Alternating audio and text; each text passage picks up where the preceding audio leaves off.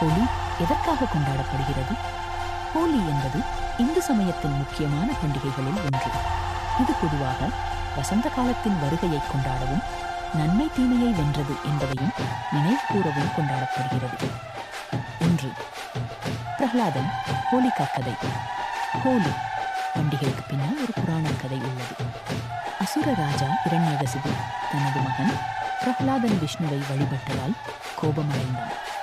அவனை கொல்ல தனது சகோதரி ஹோலிகா தீயில் எரியாத வரம் பெற்றவள் உடன் தீயில் உட்காரச் செய்தான். ஆனால் பிரஹ்லாதன் பக்தியின் காரணமாக காப்பாற்றப்பட்டார். ஹோலிகா தீயில் எரிந்தாள். இதன் நினைவாக ஹோலிகா தஹன், ஹோலிகா டஹன் என்ற தீ ஏற்றும் நிகழ்ச்சி ஹோலிக்கு முன்னால் கொண்டாடப்படுகிறது. இது நன்மை தீமையை வென்றது என்பதை குறிக்கிறது. 2. நிறங்களின் திருவிழா. ஹோலி நாளில் மக்கள் ஒருவருக்கொருவர் நிறப்பொடிகள், குலால் தூவி தண்ணீர் தெளித்து மகிழ்ச்சி கொண்டாடுகிறார்கள். இது பழைய சண்டைகள் மறந்து நட்பு, புதுப்பித்தல் மகிழ்ச்சி மற்றும் சமத்துவம்.